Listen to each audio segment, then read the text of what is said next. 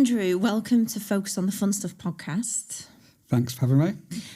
Well, thank you for reaching out to me also to be on the podcast. And I really appreciate it. So it's like just to put the listeners into perspective of how we've met, which is in the past month or so. So when I launched the podcast, I think your email had found its way onto my list through marketing. And yeah, you'd received the launch emails and you were like, actually, I'm really interested in this. I'm really interested in the topic of how business owners get to enjoy and focus on the fun stuff in their business. Yeah, so I don't think we have enough fun. And I saw it and I was like, oh, this makes a change from the normal podcast. And I'm all about having fun. And I think, any business owner is obsessive about what they do. And if you're going to be obsessive and you're going to put your life into something, then enjoy it. What's the point of doing it if it's not fun? So it resonated with me. And that's why I sort of had a listen to what you were doing. I really liked it. And Amazing. Being the publicist that I am. Yeah. I really you like popped it. that email I'll do through. it if you want to do it. No, it's fantastic. I'm really looking forward to today's interview. So we have met recently. I mean, just to introduce, I don't think I'm going to do it justice introducing you, but you are, you've been in the PR industry for 25 years, it must be now? 30 years? Well, yeah, 30. You worked, just my quick potted bio, which we're just going to dive right into, but you worked for Lynn Franks originally, so I know her. That's where I started. Yeah, okay, and then you started your own agency, Frank, which you've exited 20 years later. Yes. And now, as I understand it, you are definitely focusing on the fun stuff, and you're like a non-exec, you're investing in businesses, helping people buy PR agencies, as in you're doing like a lot of, you're giving back as well, so you're on the Prince's Trust Board, and you've got lots of stuff going on.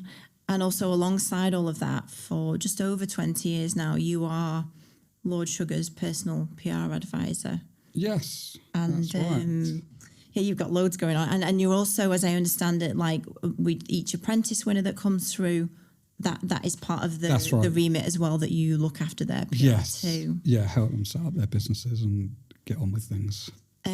So do you know what? I just feel like even running your own business, having Lord Sugar as a client must be.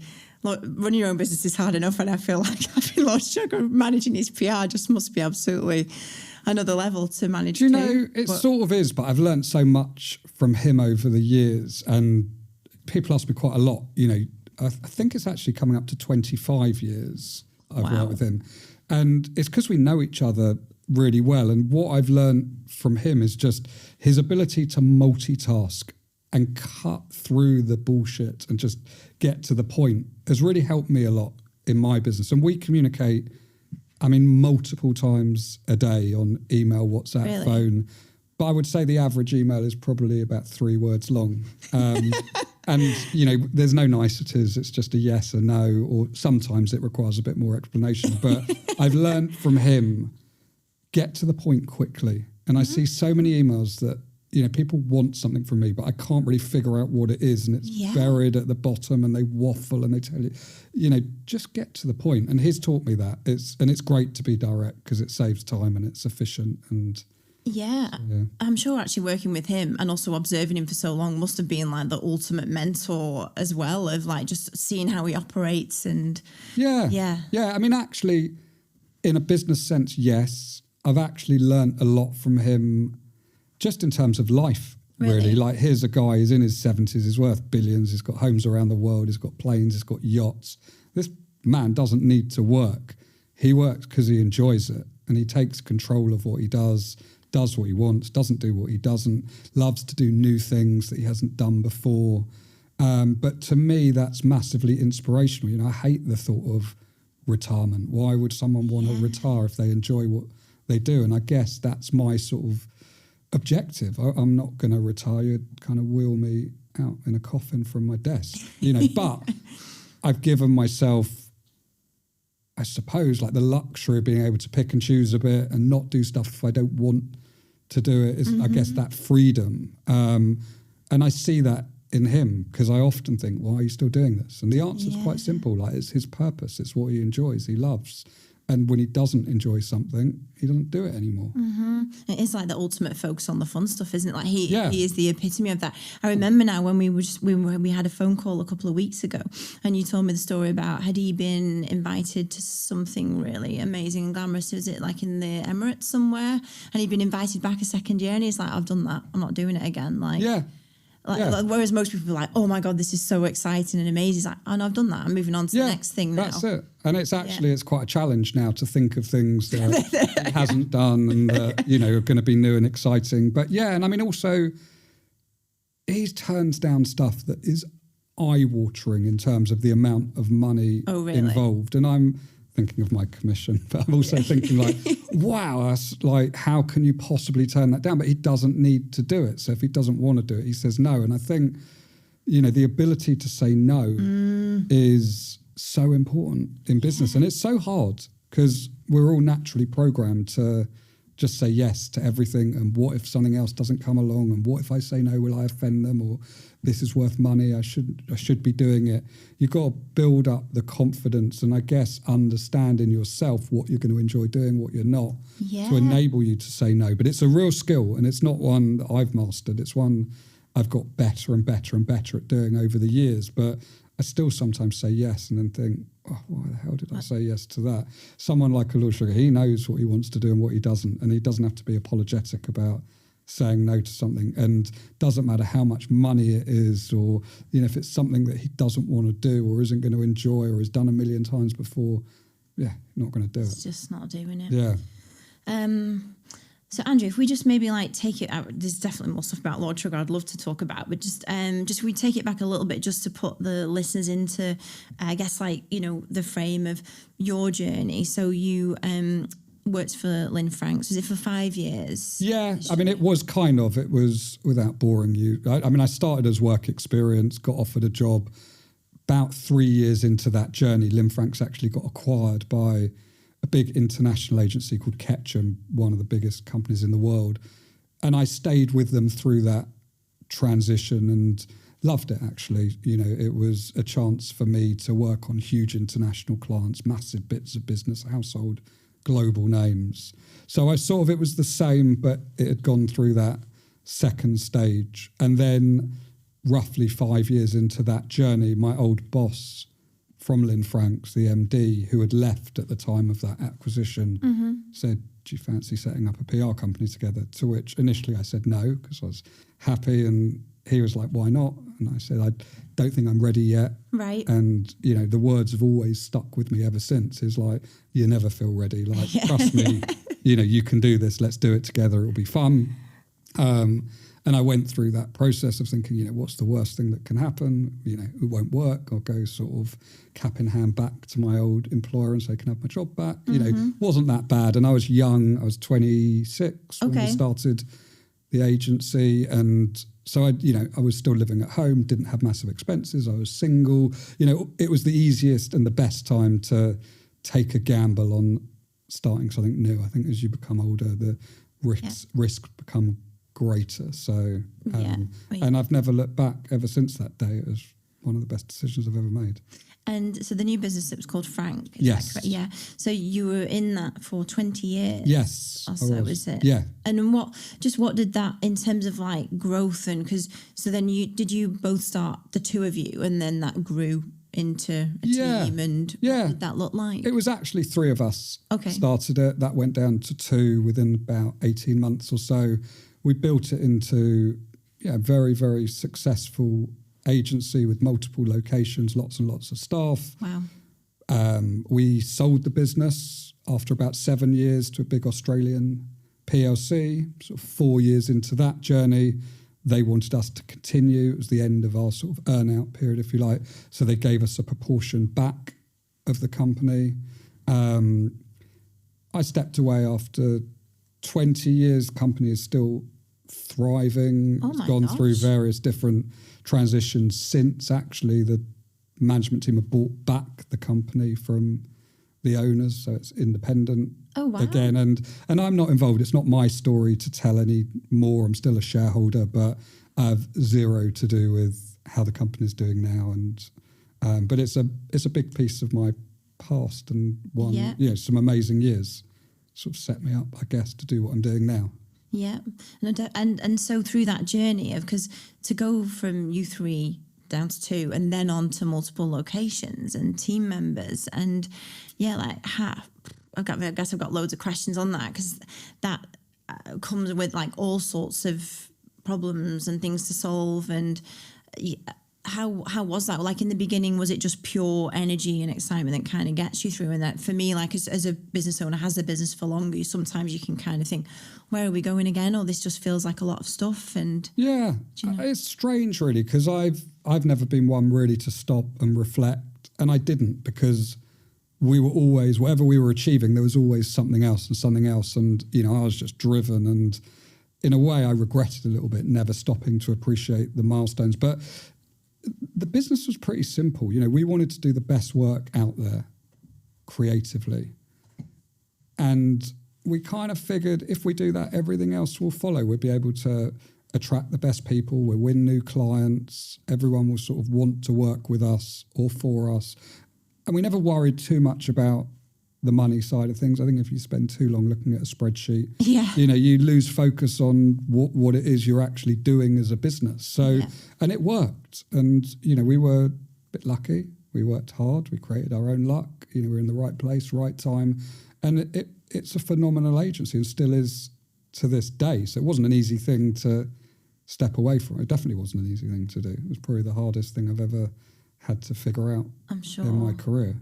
And when you were in the business, like the freight, like focus on the fun stuff, like what was that for you in the business? What were the things that you're like, I'm really loving this, or conversely, what was it when you're like, this wasn't a good week? Yeah. I mean, look, I loved the work and the output of what we did, and even when we'd done a campaign that had got global headlines that everyone was talking about, I was on to what's the next thing, the next thing, and we won lots of awards over the years, but.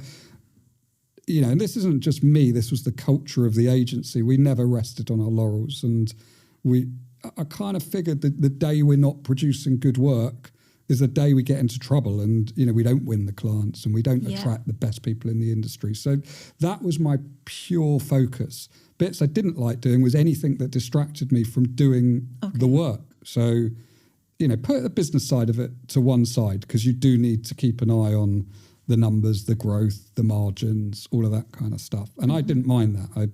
I enjoyed that, but I hated the people, the admin, the distractions, the people that were a drain on your energy, that stopped me from doing what I liked.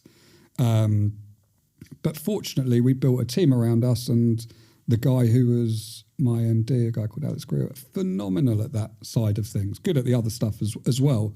So it worked. And there was bits I was good at that perhaps weren't his strengths, but we worked as a team. And you have to, I think, and it's nice to work with other people that complement your weaknesses and actually enjoy doing the bits that you hate, and vice versa. Yes. Yeah, no, 100%. And so then when you, because I know that you've stepped away, I know you're still a shareholder, but what was that decision like, and what helped to make it that you actually, I'm going to do something slightly different, or do my own thing? Yeah, it was tough. I mean, it wasn't an overnight decision.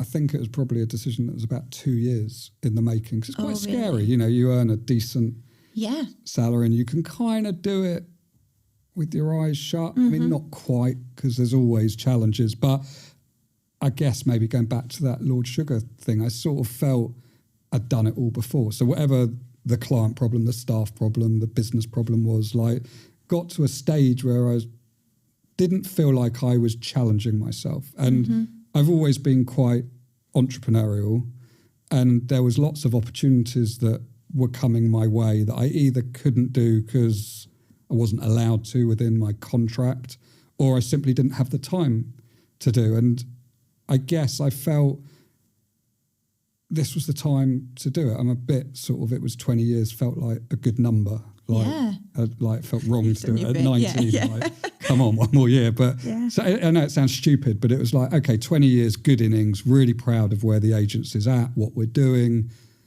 Now's time for me to kind of do something different. I don't need to work as hard. I couldn't, if I don't make any money, doesn't really matter. I sort of felt I don't know. And it came at a time in my personal life where there was lots of change. And I think sometimes, you just do everything at once, like what the hell? So it was a big moment of change in my life. And I wasn't really scared because it didn't really matter, but it doesn't mean that it was a massive decision. And I think like any business owner, absolutely like lived and breathed this company. And I thought I would find it so much more difficult than I did. And it's not disrespectful to say that I don't. I think I managed to find a new path that just made me so happy that I didn't kind of look back. And of course I miss the people, the team, the clients, but I don't sort of sit there thinking, oh, I wish I was back there. It was the right decision. I didn't know that at the time, but it was the right time, the right moment. Hindsight's great. And I know that now. I didn't know that at the time. And that's why it just took me so long to figure it out. And I did potentially think this is the worst thing I've ever done. And then, I did it. And I mean, when I say literally a few weeks later, it was literally a few weeks later, COVID came. Oh, really? And I was like, oh my God, I've had 20 years to make a decision like this and I've done it. Like just when there's some like unprecedented global disaster. But actually that worked in my favour as well. I think I wouldn't have enjoyed running the agency in a time that was so disruptive and so difficult for so many. So did that give you ultimately time, because it was COVID, everybody was not doing anything, did it also give you time to properly understand what you were doing next, or did you already have that? No, not really. Because obviously not obviously, but I didn't sort of say, I'm going to do this and then did it the next day. We agreed to a 6-month period. So I had time in my head, but I'm very committed to what I do. And it wasn't a case of like, okay, my head's out of this now. Like I've got sort of 5-6 months to coast, and then and especially because there was a lot of stuff going on with the pandemic that it needed me. I was committed to the agency up until the day that sort of 6 months ended. All I really did in that period was figured out what do I like and what don't I like. Yeah. And as simple as that sounds, that was like my guide to what would come. So I made a list of all the things I don't like, all the things I really enjoy, and sort of promised to myself I'm not going to do the things I don't like. And I didn't really have any sort of plan whatsoever. But on day one, I put a post on LinkedIn.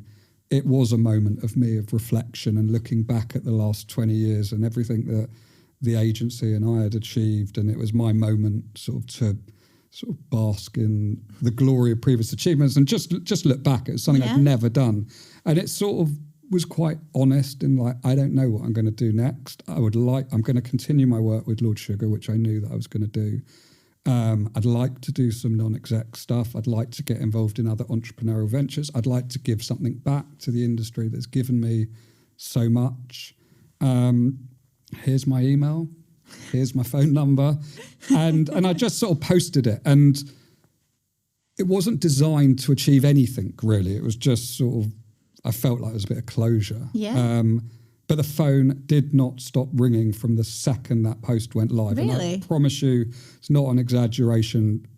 I could have filled my entire week from day one. But I didn't. I sort of was relatively selective in terms of the things that I took on. And then that was nearly 5 years ago.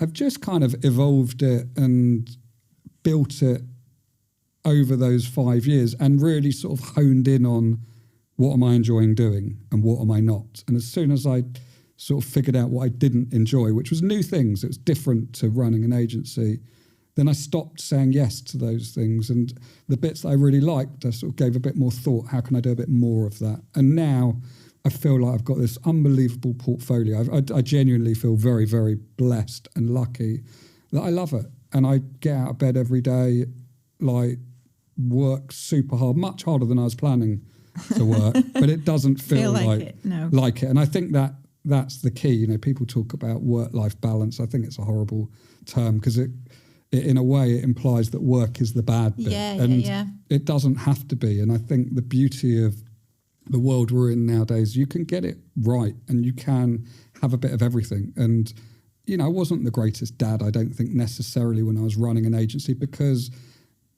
I was away from where I lived. I had the client meetings, I had people, I had to be there for them.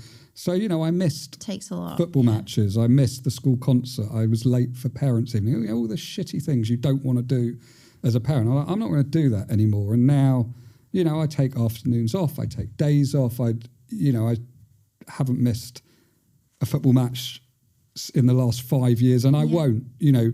But that might mean that I'm coming back and I'm working till 10 at night to make up for that sort of standing on the sideline. You know, that's the balance bit. And you can do it, but I never resent working because I love it. Yeah, loving it. So, which is really annoying for some people to listen to. I know that because they don't, but you've got to figure out what you enjoy and then it doesn't feel like work.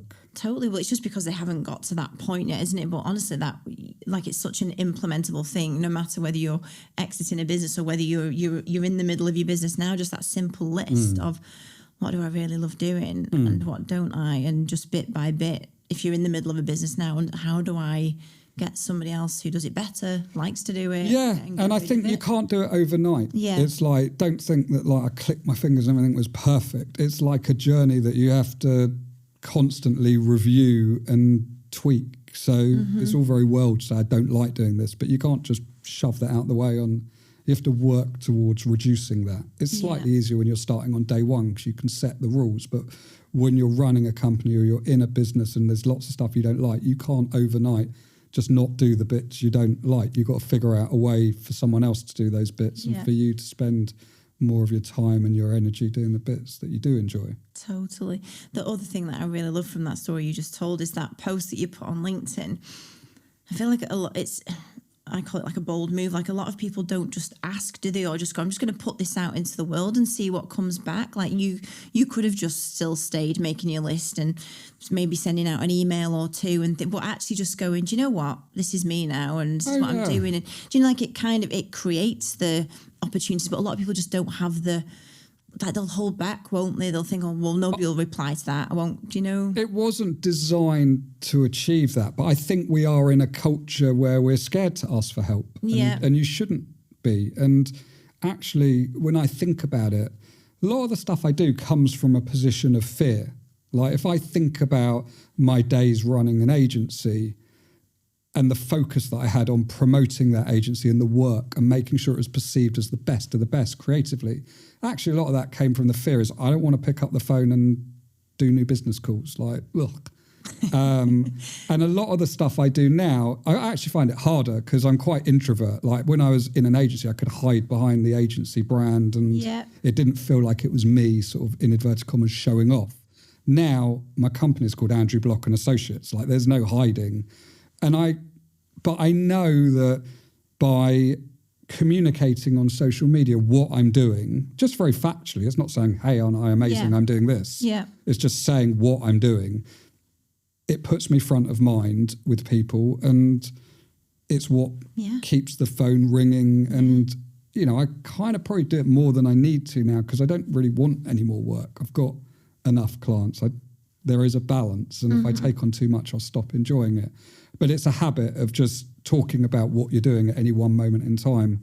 And I see it as a really simple psychology. You talk about, we've just sold a business. And then my phone will ring the next day. Oh, we'd like to sell our business. You know, you talk about a big talent deal that you've done.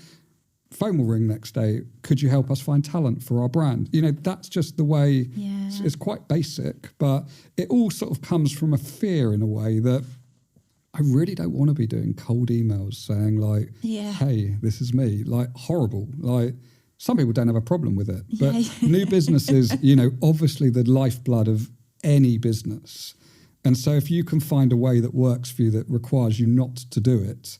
And, you know, in all the years that I was running an agency, it's still the case today. They don't do any new business. There's no new business department. So for a start, that's a saving.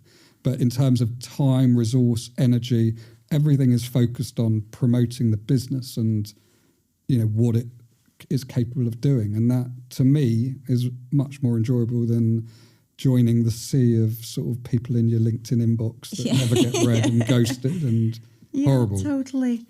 Totally, yeah. People just need to get out of their own way to do that. It sounds simple when you're talking about it now, but I know some people have a fear of putting out what they're doing. But yeah, totally. You've got to adapt it to something that you feel comfortable. And some people might be more comfortable going to events and networking in a more traditional way. Like, there's all different ways to get you or your business out there. You've got to do what works for you. And I think that's also really important. You know, I see now, you know, there's this, everyone talks about personal branding. How do I build a personal brand?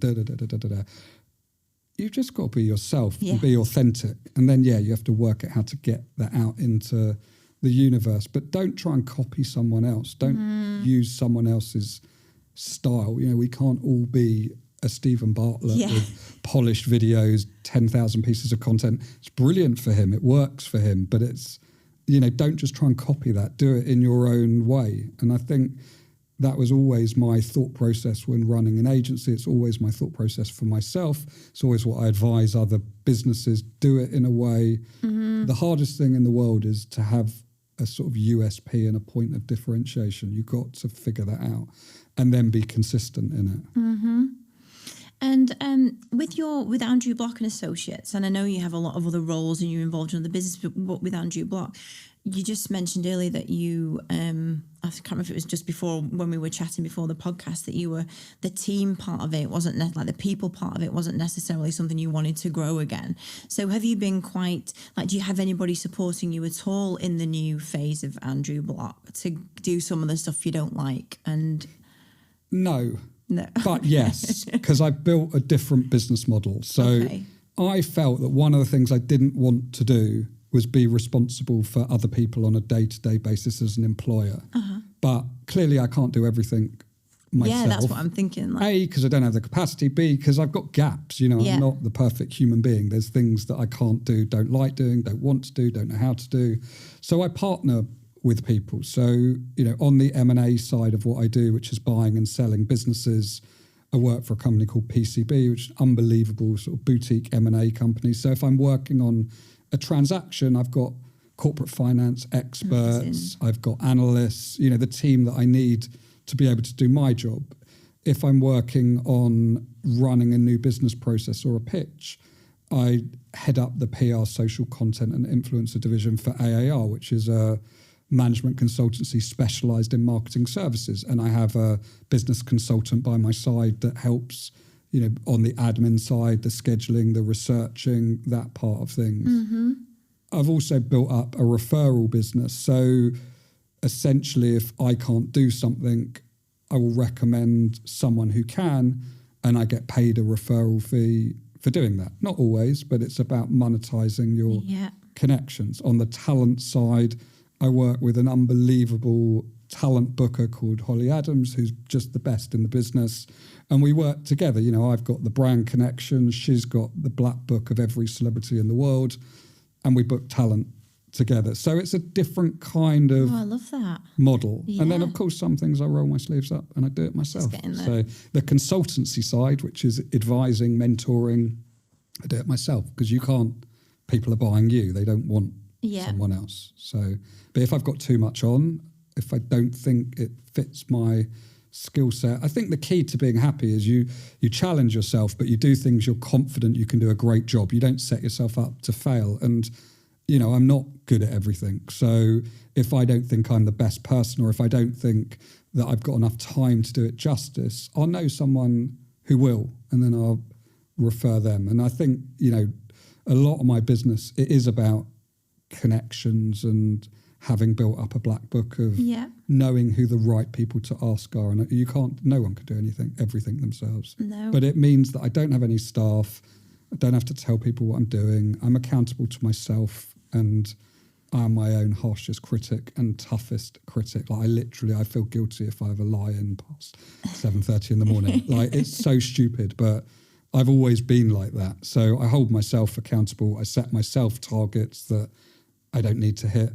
There's absolutely no requirement for it whatsoever. But for me, like, if you don't know what you're striving towards, it's not always financial. It's to do with amount of spare time or amount of time I'm giving back to mentor or to work for charities and stuff. Like there's all different sorts of metrics, but they're there. Because otherwise, how do you really know if, I'm happy, but am I achieving anything? Like you've got to have different metrics. And I don't know, maybe I'm a loser for doing that, but it's just how I operate.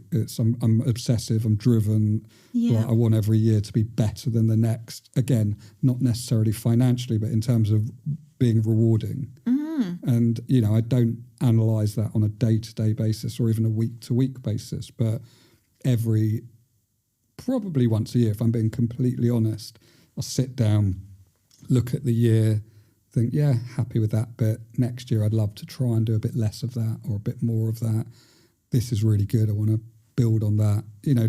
It's sort of a board meeting with myself. Yeah. That I have. Doesn't last very long. It's maybe half an hour of reflection, but that's enough to just give me the focus to go into the following year knowing what I want to achieve. Because I know you said that in the business originally, like it was only when you actually were exiting or leaving that you then took a moment to reflect. So would you say that actually reflecting just what has been a bit more, has come to the forefront or been more helpful for you now to go, actually, this was good, but a bit more. I guess just because if I don't do it, it's not going to get done. But I think resilience is such an important trait in any leader. And part of being resilient is not getting too high on the highs or too low on the lows. And especially when you work in an agency world, there are bad beats every day. There's also lots of victories every day. And you can't, get too up yourself and celebrate the whole time, because then you can never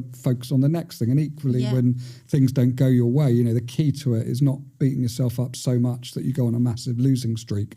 You've got to snap yourself out of it as quickly as you can. It's a bit like a football team. You often see that a team like wins games and games in a row, often when they don't deserve to, and equally has runs of bad luck where they're just like cannot get a break. And I think it's the same in business. And a lot of that is about just trying to snap yourself out of a bad run as quickly as you can. And also, if you've got that momentum, plenty of times in my career where I've won things and got stuff where I don't really deserve it, but I just know I'm in that frame of mind where I've almost won something before I've walked in the room or opened my mouth. It happens, but I've never stopped that much. But there's a balance. You do, it's important to look back at your achievements or your failings and just sort of recognise how to tweak them. Otherwise, you don't really know what's making you happy and what's not. And so you've continued to work with Lord Sugar and you've exited. So it was more of a personal relationship, wasn't it, as opposed than a business. It was a business relationship, but you personally knew each other very well, and he wanted you to continue supporting him. Yes, there was.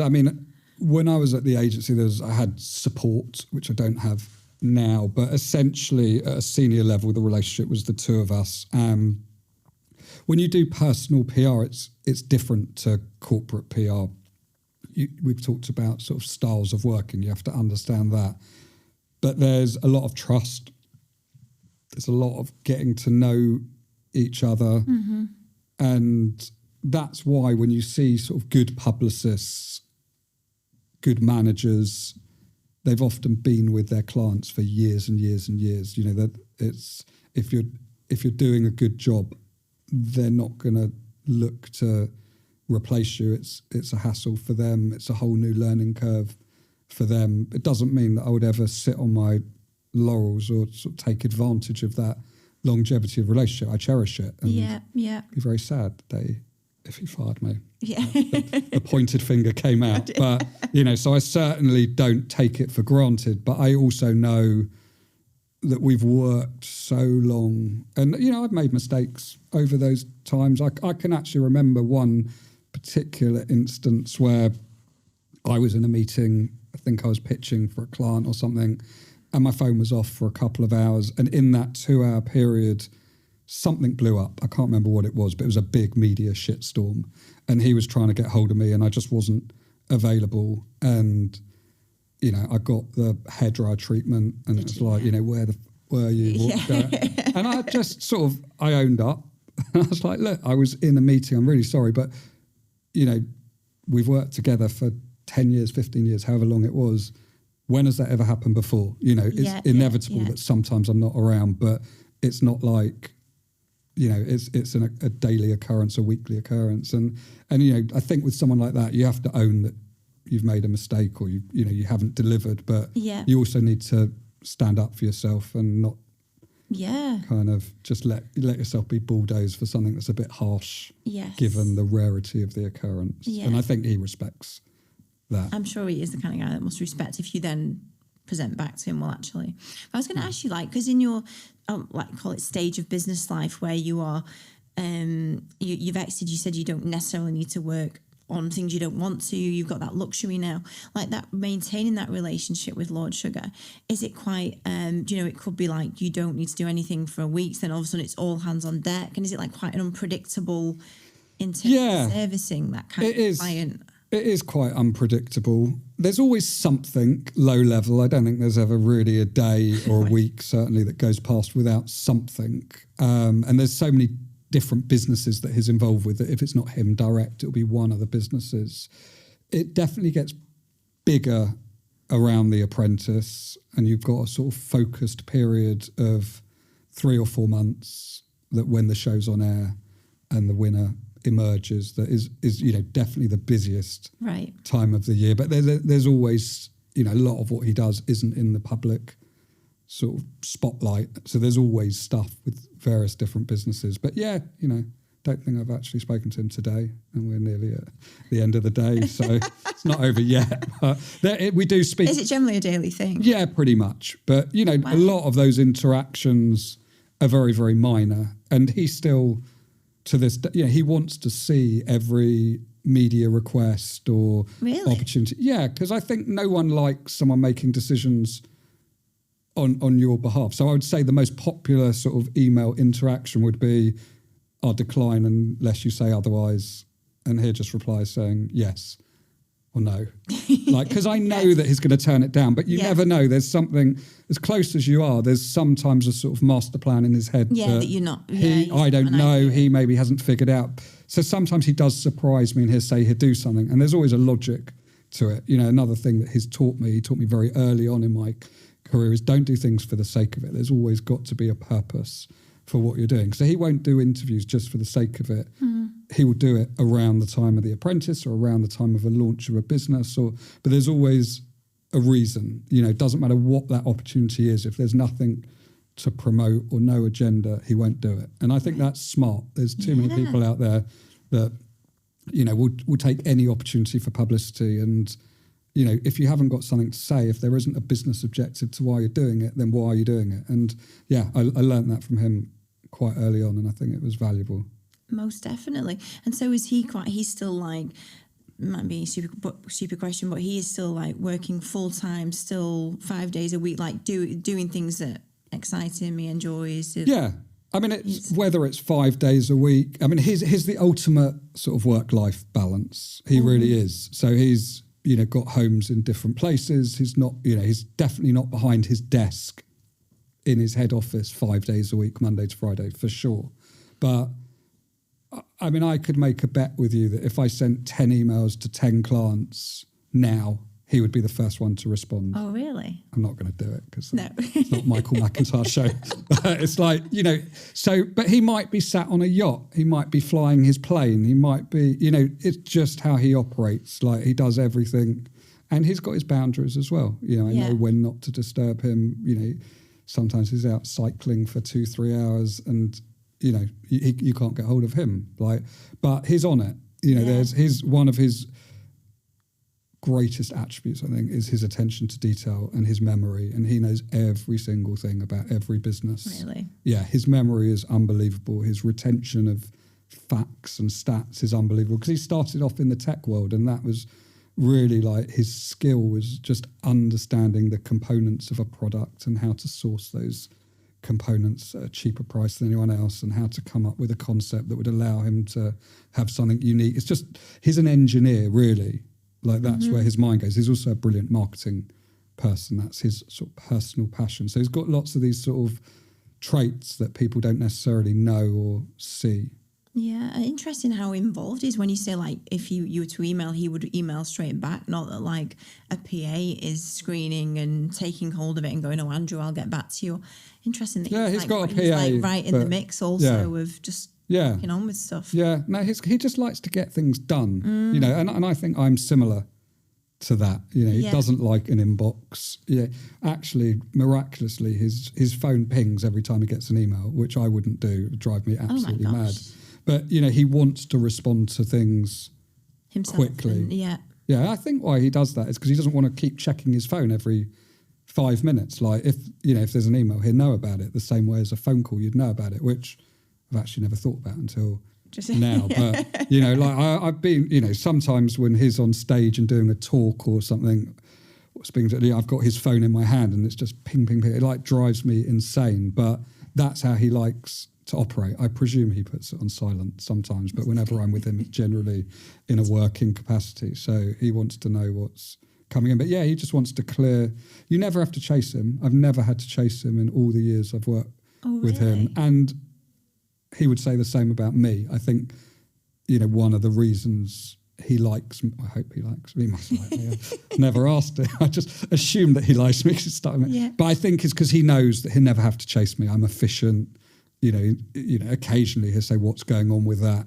And then it's sort of my bag because I haven't kept him informed of something. But I would say 99 times out of 100, you know, I've responded to him. There's never a sort of, you never got back to me or what's going on. So efficiency is important to him. Yeah. And is he your only like single, like one-on-one client now? Yes. You don't have other people that you sit like helping the same way? I get involved on more of a sort of project basis with, it tends to be crisis situations when someone's in trouble. There's plenty of people that I sort of advise them on brand partnerships and how to do commercial deals, but here's my only sort of solo client, if you like, as an individual, apart from the people that win The Apprentice. But with them, it's about transitioning them from what is essentially being TV personalities into credible business people. So it's not about sort of putting them on a red carpet or going to a nightclub opening. It's about, you know, building their business, demonstrating why they won the show, why Lord Sugar decided to invest in their business, and building their path for longevity through the business that they're involved in. How interesting. And is it fair to say that like you also like you support Lord Sugar still because you just enjoy the relationship as well? And it must be incredibly interesting working alongside him. And absolutely. Yeah. And I think, you know, even something like The Apprentice, which, you know, it's going to be its 19th series. No. Yes. Oh my gosh. In, you know, start of next year it will air. So we've both done it for 19 years. But the thing that makes it different every year is the contestants, and you never know what you're going to get. And the cream sort of always rises to the top by the end, but you never quite know how. And there's a different business at the end of it, a different business personality. So it doesn't feel like it's the same thing time and time again. It's the same process, but the bit that sort of comes out the end of the conveyor belt is always something new. And I love, you know, the individuals that come out of it. And every year I treat it with the same sort of enthusiasm as I did even from series one, because I know how to prepare them and how to do it. But for them, it's something new and exciting. And it's always new for me in terms of the business. I don't think he's ever sort of done exactly the same business more than once. 19 of them. Wow. I didn't realise it had been so long. Because isn't it that, like I can remember some of the apprentice winners and the business owners they've got, and I know they're successful, but has it been that every single winner has then gone on to have a business with him and it's progressed? Haven't some of them kind of... The first 7 years of the show, it was a job. And so you'd win 100 grand and work for him. And that sort of, it kind of didn't really work because there wasn't always a job. And you can imagine someone coming off a TV show on 100 grand salary waltzing into one of his businesses, and you've got people that are earning half the amount that have like, you know, it sort of rubbed people. It was challenging. They changed the format. It was his idea to change the format. And then from year 7, it became a £250,000. I think it started off actually as 125. It's now £250,000 investment where they're sort of co-partners in a business. And, Right. you know, some of them have been enormously successful. Some of them have exited. Others, it hasn't worked, which is the same as, you know, any entrepreneur that sort of runs different businesses. And I think, you know, one of the things he's done over the last couple of years is parted ways with some of the businesses that, I'm putting words in his mouth, I guess he didn't enjoy, or he didn't think he could add value. It didn't need him. You know, he's not going to keep himself into something that doesn't need his help. And he's sort of given the business back to those founders, and they've gone off and, you know, they're now benefited hugely from what he's given them, and now they're sort of free. And he's kept hold of a portfolio of businesses that are growing, thriving, require his help and assistance. And it's not just him. It's like, you know, there's a team of people, back end, legal, finance, operational, that support that person that's run the show. And Andrew, so because we talked a little bit just before the beginning of the podcast about also that you're giving back and you're doing more like philanthropic work. You're are you an exec for the Prince's Trust? Are you on like an advisory board? Yeah. And just was interested to like what was that like a natural progression for you? Like, I want to do more of this, and what kind of things have you been most interested in and supporting with? Look, I'm never going to spend my entire life doing charity work as my sole focus, not me. But I kind of felt, okay, I've reached this stage in my career where I should give back. You know, as I said, I don't need to work full-time 5 days a week. I can do what I want, which is an amazing privileged position to be. So I want to give something back. And I also know how my mind operates, is if I do one thing full on, I get bored. I naturally like to juggle lots of different things. So I sort of, again, similar to with the paid for stuff, I started to build up a portfolio. So there's a range of stuff. So Prince's Trust, as you touched on, is one thing, and that's sitting on something called Business Launch Group. And cutting a long story short, it's businesses, young people that have gone through the mentorship and guidance of the Prince's Trust to the stage where they've got a business plan. They sit in front of a panel, the Business Launch Group, to show them their business, the financials, the marketing, and the panel ultimately decide if it's a viable business or not that the Prince's Trust should, now the King's Trust, should invest in. So it's a little bit like Dragon's Den, but there's no nastiness. Oh, wow. But, you know, ultimately some people's plans get rejected and they have to go back into the system to sort of work on it. Fine. Others get money, others get mentorship. So it's great.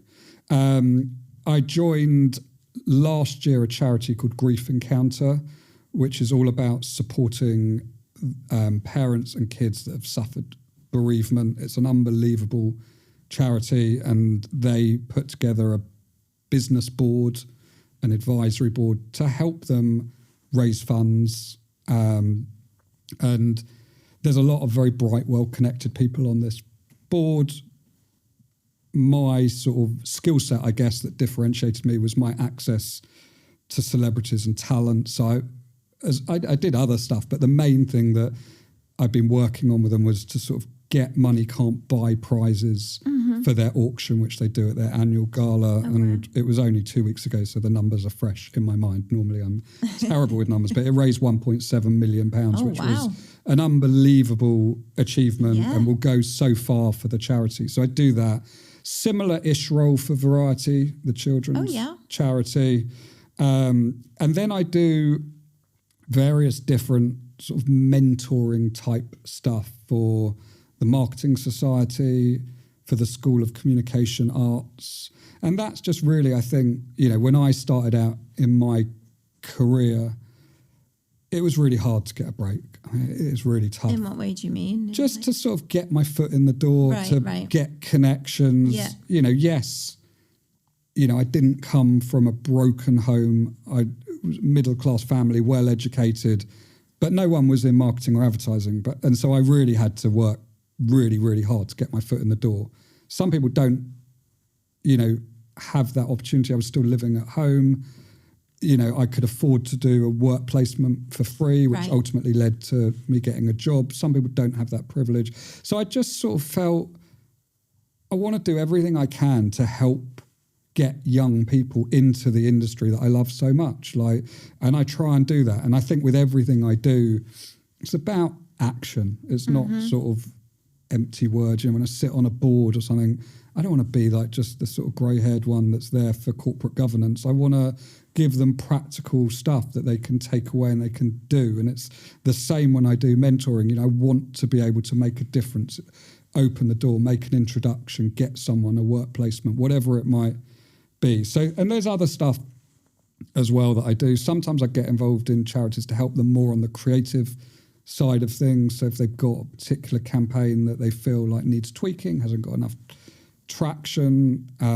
There was a lovely campaign I did a couple of years ago for a breast cancer charity, and it was called Future Dreams, and they'd been running this initiative called Let's Nail Breast Cancer for several years throughout Breast Cancer Awareness Month, where women would go into salons and they'd get their nails painted bright pink and make a donation, and they'd sort of seen declining revenues, declining impact, declining awareness, and they said to me, where are we going wrong? And I sort of stopped and think about it. It was actually my son that helped come up with the idea. Oh, really? Which sometimes happens when you kind of chat to people that aren't in the industry, and he's like, well, why would anyone, mum has her nails pink the whole time, who notices that? And that sort of triggered a thought, okay, let's get men to paint their nails pink, because you would notice that, and it would make you stop and grab attention. And then it was, okay, how can we take that a step further? Let's get celebrities to paint their nails pink and do a photo shoot, blah, blah, blah. And then we were just chatting about, where do people really look at nails and stuff like that. And one of my friends was a guy called Ronnie O'Sullivan, snooker player, and we were just talking about it, and he was like, when you're watching snooker, you really see their hands because they're on the So I phoned up Ronnie and I said, would you paint your nails pink? And he was like, yes. And I said, that it's the English Open next week. Well, obviously he knew because he was playing in it. Would you keep them pink? Oh, wow. And he was like, yeah, why not? So he had pink nails for the English Open. And the beauty of that idea was every single broadcaster, commentator, media outlet had to ask him, why are your nails pink? Or Ronnie, we couldn't help noticing. And, he was a great sport and he was amazing. And he was like, well, grief, this breast cancer charity asked me to do it, Future Dreams, and we're raising awareness and raising money. And if you want to text, phone this phone number. And it was unbelievable. It got headlines around the world. Charity made more money than they've ever made before. Awareness levels shot up. So I love to get involved in that sort of capacity. Support and they would never have had otherwise, isn't it? Yeah, and it wasn't, the key to creativity and a good idea is it takes on its own life and it's disruptive, and it's not, me sitting on the phone making 10,000 phone calls to journalists. It's seeding an idea. Ronnie put it on his Instagram, and I knew that, pretty much I could sit back and do nothing, which is essentially what I did. And that is the art of great creativity. You shouldn't have to hammer it home. So I think through some of the giving back stuff, it is personally rewarding, but it also gives me a chance to do some of the fun stuff that I love. And, the hard bit is you get asked by so many people for help, and you have to focus on the things that you believe can really make a difference, which interestingly, sort of linking it back to Lord Sugar, was one of his inspirations for doing The Apprentice. Was he was going into schools, and I was going up and down the country with him, talking to 100 kids in a school assembly, or going to Oxford University and speaking to 500 people. And he loved doing it because it was his way to give back. But when he saw the show in America, to his credit, he sort of had this light bulb moment. Hang on a sec. If I can have this TV show, I can reach 10 million people instead of 1,000 people or 500 people, and hopefully inspire them to be entrepreneurs and business people. And however critical people might be of The Apprentice, and it's all a bunch of morons and it's still, to this day, the highest ranking programme on the BBC, or any channel actually, Really? for 18 to 34-year-olds. If I showed you the volume of letters and emails of young people that say it's inspired me to do this, it's taught me that, it's unreal. And that was why he wanted to do it. It was not, he didn't want to be a TV personality necessarily. That wasn't his objective. It was, how can I inspire as many people as possible to be entrepreneurial and business minded? And that's, so in my own very sort of micro way, because obviously I don't have an audience of 10 million or my own primetime show, like that's how I sort of try and figure out what I can do. So working with like the School of Marketing, I can be part of a Generation Z mentoring program that reaches hundreds of people rather than me doing it one-on-one. Same with the Prince's Trust, same with School of Communication Arts. And then, you know, I've chosen a couple of charities, and once I feel like I've got no more to offer them and someone else can replace me, then I'll find another one. You know, they're not necessarily things that are, it's people. I buy into people. The girl who's head of fundraising for Grief Encounter actually used to work for me. She's an amazing individual, puts her passion, energy into everything she does, just obsessive about that charity, and I do it for her.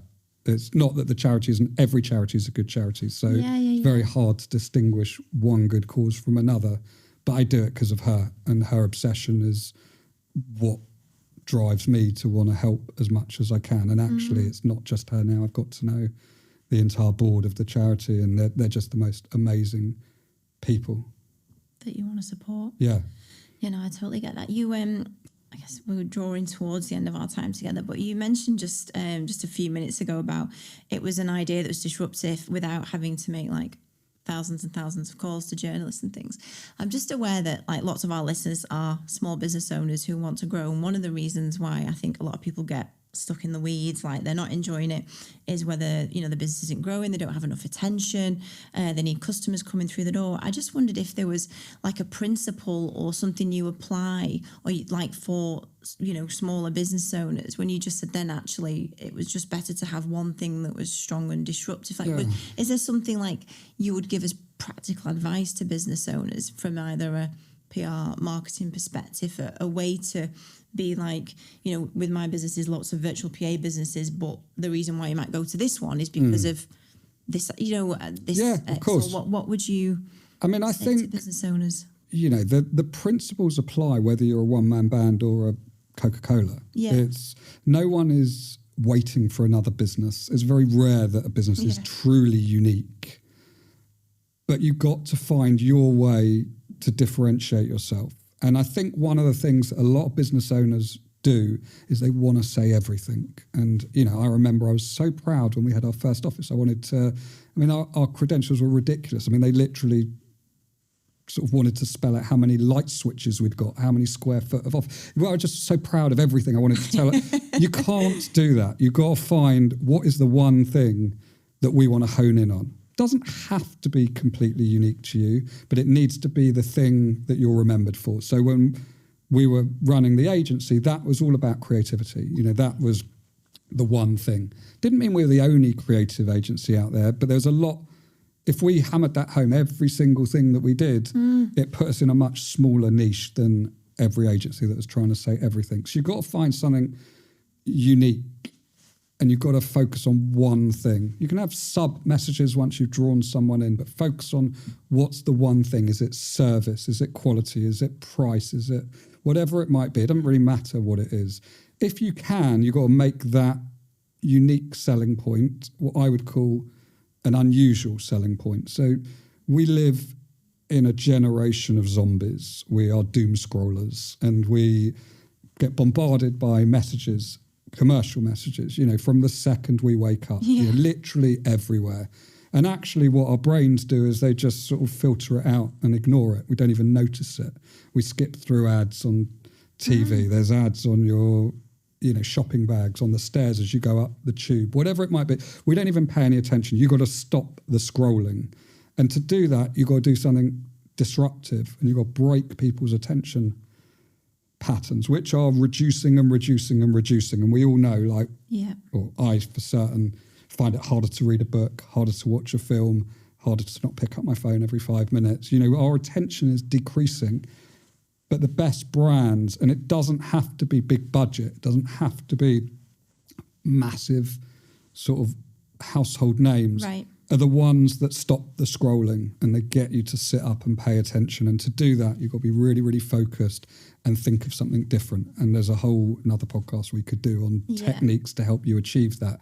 But that's the key. Find your point of differentiation and just hammer it home again and again and again. And if you are a small business, the chances are you've got a very targeted audience. So try and focus on that and think about what they want and tell them that, and don't waste too much time and energy with people that are never going to be your customers. That's fantastic advice. And Lord, just Lord Sugar yourself, he is a very strong personal brand. I just wondered what you did say earlier, everybody's talking about personal brand. It's like the cool thing to talk about. How important do you think that is to small business owners? I think it's important. You know, people buy people. Yeah. It's a trust thing. It's hard to avoid. You don't necessarily need to do it. Not everyone has to do it. And you've got to, as I said earlier, sort of find a way to do it that you're comfortable with. But if you think about even the greatest, biggest brands in the world, there's an entrepreneur and an individual behind that, which isn't necessarily always a positive thing. It comes with its own challenges. It's one of the things that's kept me in a living for many years. But I think it is important. Yeah.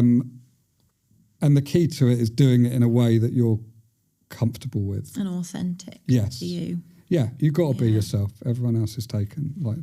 You've got to be yourself. It will never work. And actually developing a personal brand that is inauthentic, you're always going to get found out. And if you're not found out, it's just not going to work because people see through it straight away. Yeah. And I always think if you are one of those people that thinks, I can't do a personal brand because I'm not, cool enough, or I don't look the right way, or whatever your authenticity is or the things you're into, you will find your own tribe of people that connect with that, won't you? They will find you out. Yeah, and you can build a personal brand without it being your face plastered all over it. I mean, don't get sort of suckered into the world of Instagram and TikTok where you've got these gorgeous, confident young people speaking to camera, like they were made to be Hollywood actors or actresses. It doesn't have to be like that. That was never me. It never will be me. You find your own way to do it. And it also doesn't have to be extremely polished and highly produced, and you don't have to get obsessed about what's the best time to post. The thing with social media is it's free. And sometimes people abuse that by saying everything. If you haven't got anything to say, don't say it. And if you've got 5 things to say in one day, say it 5 times. Forget algorithms, what day of the week it is, what time it is. We all know from personal experience. I posted stuff because it's been on my mind at like midnight on a Friday, and it's flown. And I've done other stuff thinking, lunchtime on a Tuesday is good because that's the time when people are. And nothing happens. If something is interesting, it will work. So don't overthink it either. And look at the feedback. If people are engaging with what you're doing and they're commenting, then it's working, and build on it. And if they're not, then don't keep doing the same thing over and over again because you're wasting your time. There's social media can also be a bit like sort of preaching to an empty room. Like if you've got to build up your following and you've got to kind of develop it over time, and don't put too much resource in when there's no one looking at it. Just gently. It doesn't have to be an overnight sensation. And just because there's influencers, I'm using the term influencers, but by that I'm talking about business people as well, that have millions of followers. It doesn't matter if you've got a wooden floor build business and you're followed by 200 people, but those 200 people buy wooden floors people that are going to be engaged in what you're doing, suppliers, contractors, customers. Those 200 people are extremely valuable. There's absolutely no need to sort of hit millions. You're never good. Well, I'd like to see a wooden floor business that's hit a million followers. The point is, don't get obsessed by numbers. The most important thing is the engagement. How long are people watching your content for? Are they looking at the first second and then falling off? Are they looking at the whole thing? Are they making comments? Importantly, what's the business call to action? Are they ordering your services, your product? Just listen to the feedback and do it slowly.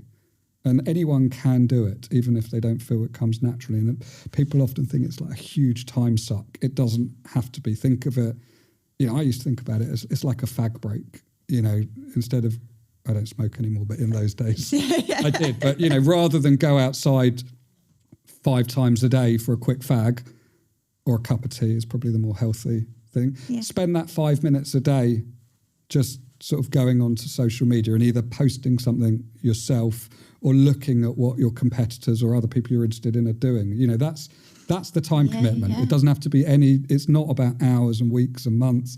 Yes, you can hire people to do it for you if you've got the budgets, but a lot of small businesses don't. And also when they hire someone that is charging them a sort of small business rate, so to speak, there's no personality, there's no authenticity, bland stuff that, as I said earlier, just gets lost. You know, they're better off just doing it themselves, and it doesn't have to be perfect. It's better just to do it. Oh my God, I think that is perfect advice. It's just so much better just being an authentic, and prolific beats perfect, just getting it out there. But that, I love that idea of, because I know often myself, I'll think, I should plan the social media and I should block out a couple of hours, but actually maybe just, do you know what, I'm just going to walk my dog Ralph for 5 minutes now, so I'll just do a post that's something that's like frequent, like recent, or I've just spoke to a client about this, or just, it's much better that way. I love that. Yeah, I think it's much better. Like, obviously when you're a bigger business and there's different stakeholders and stuff, you know, you have to coordinate it, and you probably do need a bit of help. But especially as a entrepreneur, small business, you just don't get wrapped up in the theory. Just do what's right for you and evolve it from there. Oh my gosh, that is amazing advice. Thank you very much, Andrew. We're coming to the end of our time together now. It's like, you've been fantastic today. So much implementable stuff and like really good stories, I feel like, of that journey of going through a business, exiting, and now having the time to focus on what you love and the fun stuff. I guess if where is the best place for people to find you? Would you say if this is like that corners, if this is that LinkedIn post of like Andrew does this, that, and the other? Yeah, I'm pretty easy to find. I've got a website, andrewbloch.co.uk, which has everything on it. But you'll find me on pretty much every social channel at Andrew Bloch, apart from Instagram, which is Blockstagram, which at the time I thought was quite humorous, but should have probably just stuck to my name Andrew for consistency. If you want to find me, I'm relatively easy to find. Fabulous. Thank you so much for your time Thank today, Andrew. you. Thanks for having me.